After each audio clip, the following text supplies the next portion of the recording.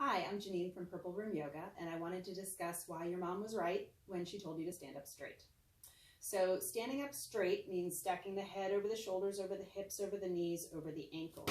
And there's different ways that we tend to stand, right? Ideally, you want to stand, again, stacked with the joints, right? Some people, their hips sink forward and they hyperextend the knees, which is not great for the lower back and definitely not great for the knees.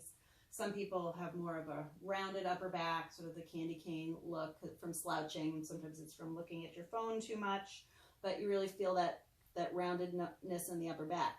And the reason this is not great is because when you round the upper back, it causes the chest to tighten, which can be hard to breathe, but it also causes strain in the neck muscles and the upper back muscles. It's kind of as if you had a weight attached to the end of the spring and the weight was just sort of constantly stretching the spring, and the spring could never resist back, go back.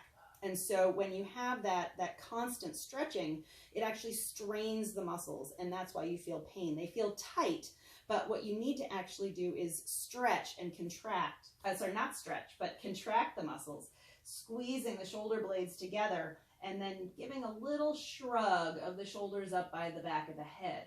And that will actually relieve the pressure of the upper back. The other thing to think about is when you're sitting, same thing.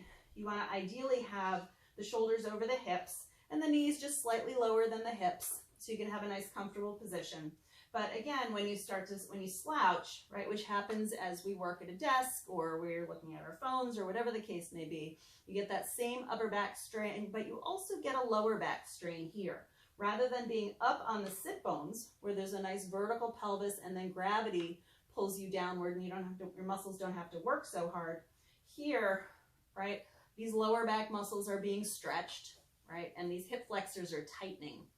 And so then when you go to stand up, right, trying to get the hips away from the thighs will strain you'll feel that tension in the front of the hips, and that will actually pull on the lower back and could give you some lower back pain.